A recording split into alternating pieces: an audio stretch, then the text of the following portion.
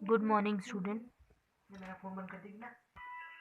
We are just continuing our previous chapter, students. First chapter हमें continue कर रहे हैं introduction वाला. And today we are going to discuss about the welfare oriented definition. जैसा कि आपको पता है कि हमने last class में wealth oriented definition पढ़ी थी. So let's move on to our topic.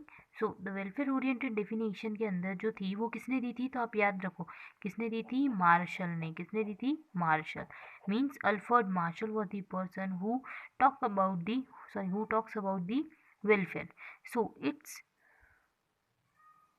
Means he was the first person who realise the importance of welfare. Means सबने इसके पहले वेल्थ को इम्पोर्टेंस दी, तो सबसे पहला इंसान जो था वो कौन थे, अल्फ्रेड मार्शल, जिन्होंने वेलफेयर को भी बोला. वेलफेयर मीन्स कि आप हर किसी को ह्यूमन एक्टिविटी को कंडक्ट करो, बट जो भी चीज़ वेलफेयर से रिलेटेड होती है मीन्स सोशल बीइंग से रिलेटेड होती है, ठीक है, it would be known as economics. ऐसा उनका कुछ क्राइटेरिया था. अब अपन इसको डिस्कस करते हैं.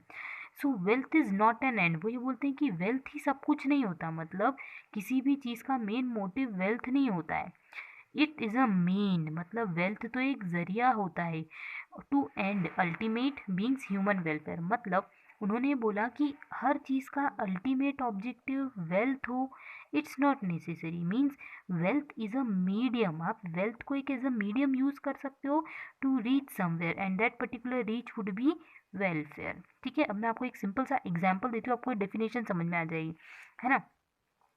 सो जस्ट अज्यूम आपको क्या करना है, आपको एक बिस्किट का पैकेट परचेज करना है. आपको एक बिस्किट खाना है. क्या करना है, बिस्किट खाना है. तो बिस्किट आपको जो खाना है ना वो 10 रुपये का एक पैकेट आता है. आप इस चीज़ को बहुत अच्छे से समझना, ये डेफिनेशन एक सेकंड में समझ में आ जाएगी, वरना फिर आपको सारे इकोनॉमिक्स वगैरह रटने पड़ेंगे. तो बेटर है ये जो एग्जाम्पल है ना, बस उस एग्जाम्पल को समझना. ठीक है, आपको जस्ट अज्यूम 10 रुपये का एक बिस्किट खाना है.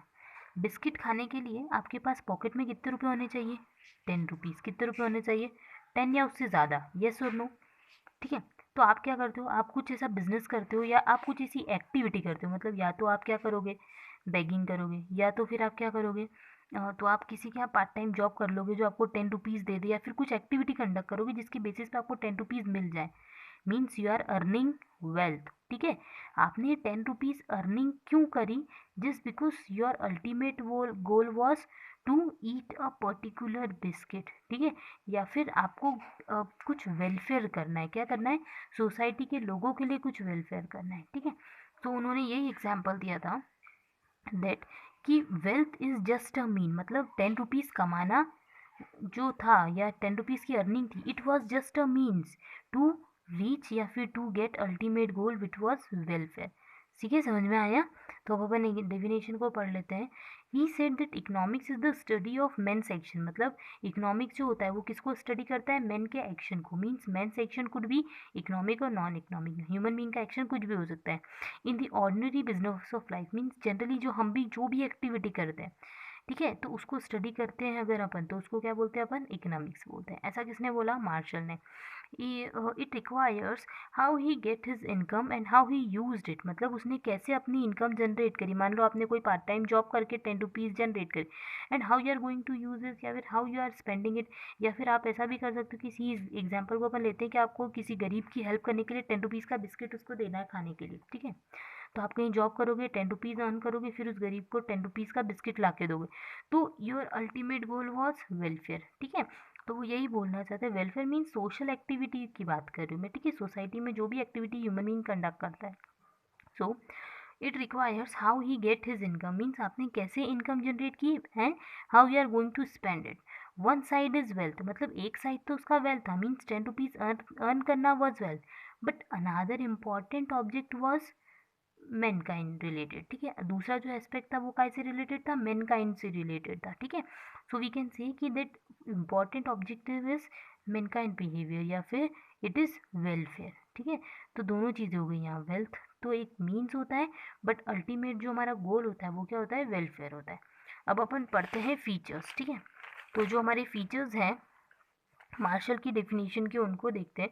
सो फीचर्स की बात करो या कैरेक्टरिस्टिक्स की बात करो, one and the same thing, दोनों एक ही होते हैं।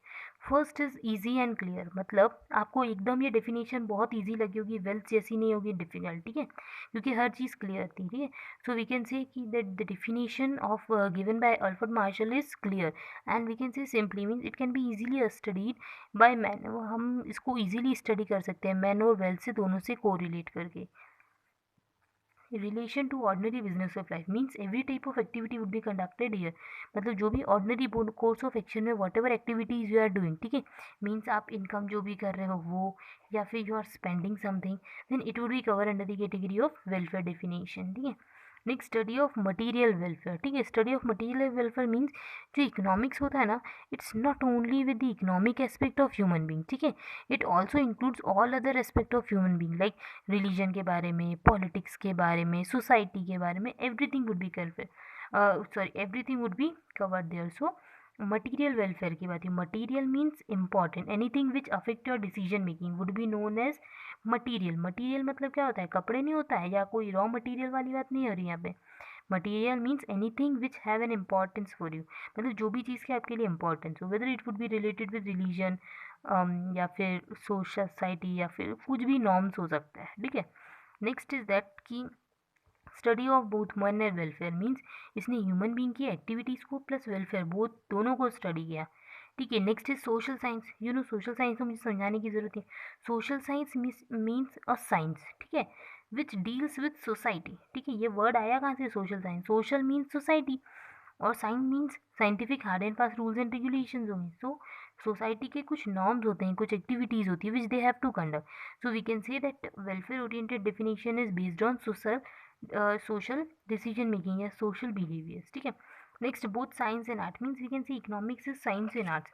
साइंस इसलिए just because there are some pre determined rules, ठीक है, साइंस इसलिए क्योंकि there are some pre determined rules, कुछ रूल्स होते हैं, जैसे साइंस में होता है ना, किसी ने कोई प्रिंसिपल दे दिया, किसी ने कोई लॉ दे दिया, ठीक है। तो in same way economics also है सम रूल्स, इकोनॉमिक्स के भी कुछ रूल्स होते हैं। एंड फिर अपन बात करते हैं आर्ट्स। आर्ट्स इसलिए because decision making would be different from person to person, ठीक है, अलग अलग लोगों के लिए अलग अलग डिसीजन मेकिंग करती है, means aspect would be change. Aspect क्या हो सकता है, चेंज हो सकता है। So we can say economics is science as well as in art. ये जो टॉपिक है ना बेटा, ये जो साइंस और आर्ट्स वाला, इसको अपन बहुत अच्छे से कब पढ़ेंगे, जब अपन एक इसका इंडिविजुअल टॉपिक पढ़ेंगे। अभी आपको सिर्फ यही समझ में आया है साइंस इसलिए just because there are some rules. Rules क्या होते हैं, तो भैया कभी डिमांड बढ़ती है तो प्राइस डिक्रीज हो जाती है, सॉरी प्राइस अगर इंक्रीज होगी तो डिमांड डिक्रीज होगी, means there are some rules, ठीक है। वैसे ही आर्ट इसलिए जस्ट बिकॉज हर कोई अपना अलग डिसीजन मेकिंग करता है, means decision would be vary from person to person. कोई इंसान 15,000 का मोबाइल परचेस कर रहा है, कोई इंसान नहीं कर रहा। So decision would be vary just because the resources would be there ना। सो रिसोर्सेज का डिफ्रेंसिएशन होता है, दैट्स वाई हम डिसीजन मेकिंग चेंज करते हैं। तो यही है, इस टॉपिक को अपन और अच्छे से क्लियर पढ़ेंगे, आगे बहुत बड़ा टॉपिक आएगा। Next is criticism of marshals definition.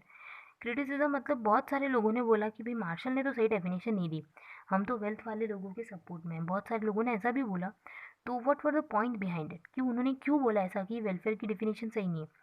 One is narrow outlook. Narrow मतलब क्या होता है, नैरो आउटलुक मतलब होता है, नैरो मतलब क्या होता है, बहुत छोटा या बहुत सकड़ा, ठीक है, मीन्स ज़्यादा एरिया कवर नहीं करता। तो नैरो आउटलुक मीन्स कि the means aspect covered by marshals definitions were narrow in sense, मतलब कि इन्होंने सिर्फ इकोनॉमिक एक्टिविटी को ही कंसिडर किया, मतलब उन्होंने नॉन इकोनॉमिक एक्टिविटी को कंसिडर करा ही नहीं, सबसे बड़ा। Next they he said that कि इकोनॉमिक्स इज सोशल साइंस, ठीक है, उन्होंने यह बोला सोशल साइंस है, जैसे हमने पहले पढ़ा। तो social science means science which related with society, and you know society would consist large number of public, ठीक है। तो यही है कि हमने लार्ज नंबर ऑफ पब्लिक को स्टडी करा, we didn't study the isolated one, ठीक है, हमने सिंगल पर्सन को जो आइसोलेटेड है उनको स्टडी नहीं करा। तो सबसे बड़ा ड्रॉबैक वो था, वो यही था कि नैरो आउटलुक था। नैरो आउटलुक था जस्ट बिकॉज हमने जो है वो इकोनॉमिक जो है उसमें नॉन इकोनॉमिक एक्टिविटी कंसिडर नहीं की, साइमल्टेनियसली आइसोलेटेड एक्शंस को हमने स्टडी नहीं किया, ठीक है। Next is classificatory. तो क्लासिफिकेटरी मीन्स क्या होता है, that the classification of human activity into economic and non economics was appear to be illusionary, मतलब कभी कभी ये चीज़ इम्प्रैक्टिकेबल हो जाती है, मतलब हम प्रैक्टिकेबल ही नहीं रख सकते कि इकोनॉमिक एक्टिविटी कौन सी है, non economic. Means welfare economics includes only that part of social welfare in economics which is capable in monetary terms, मतलब जो हमारी वेलफेयर वाली डेफिनेशन थी उसने सिर्फ कौन से टर्म्स को एक्सपेक्ट को कवर किया, मॉनिटरी टर्म्स को, ठीक है। नॉन मॉनिटरी टर्म्स को, जैसे दूसरी जो चीज़ें जो नॉन मॉनिटरी उनको कंसिडर ही नहीं किया। तो ये सबसे बड़ा हमारा जो है वो ड्रॉबैक था, ठीक है। नेक्स्ट अपन बात कर सकते हैं मटीरियलिज्म के ऊपर। किसके बारे में बात कर सकते हैं हम, मटीरियलिज्म के ऊपर। तो materialism means welfare is a matter of individual's own considerations and therefore can not be study matter of scientific inquiry. मतलब हम इसमें साइंटिफिक इंक्वायरी नहीं कर सकते। जैसे मैं आपको एक सिंपल सा एग्जांपल देती हूँ, जैसे गवर्नमेंट लिकर का प्रोडक्शन करती है, ठीक है, लिकर का प्रोडक्शन करती है। It is an economic activity, you know that कि लिकर का प्रोडक्शन इकोनॉमिक एक्टिविटी, हमने लास्ट क्लास में पढ़ा ही था कि इकोनॉमिक एक्टिविटी और नॉन इकोनॉमिक एक्टिविटी क्या होता है, ठीक है। So the production of liquor is economic but it's not related with social welfare. ये वेलफेयर से रिलेटेड नहीं। इसको पीने से हार्म होता है, इसके कंजम्पशन से हार्म होता है, मतलब एडवर्स इफेक्ट होता है, ये सुनो। तो वी कैन से कि मटेरियलिस्टिक जो भी चीज़ थी वो प्रैक्टिकेबल पॉसिबल नहीं हो पा रही थी, मीन्स दोनों बीच में सेग्रीगेशन प्रॉपर नहीं था। Next, study only social individual, as we told you, sorry as I told you कि इन्होंने सिर्फ सोशल इंडिविजुअल को लिया, means the person who are isolated, they had not been studied here. Next, ordinary business of life is confusion, मतलब उन्होंने जो बोला है कि ऑर्डनरी बिजनेस ऑफ लाइफ की चीज़ें हमने स्टडी की, तो what was ordinary business of life, उन्होंने इसको क्लियरली एक्सप्लेन नहीं किया। That was the point of criticism, क्योंकि बहुत सारे लोगों को ऑर्डनरी बिजनेस ऑफ लाइफ समझ में नहीं आया। Means ordinary business of life would consist actions, ठीक है। ऑर्डनरी हम क्या करते हैं, एक्शंस करते हैं। एक्शन में भी non economic as well as economic, but we have to consider only economic activity, ठीक है, which are related with welfare, ठीक है। हमने को यही कंसिडर करना है, ऐसा किसने बोला, अल्फ्रेड मार्शल ने। सो हम ये बोल सकते हैं कि that is non economic activities are not considered there as well as the action of person would consist both of them, ठीक है। इनका एक्शन जो है दोनों को मिला के बना होता है। तो इट वॉज कन्फ्यूजेबल कि ऑर्डनरी बिजनेस ऑफ एक्टिविटी में आपने कौन सी एक्टिविटीज़ को कंसिडर किया। ओके, आई होप ये चीज़ आपको समझ में आ गई होगी। अब अपन पढ़ेंगे रिसोर्सेज से रिलेटेड, स्कैरसिटी से रिलेटेड डेफिनेशन नेक्स्ट वीडियो में। Thank you.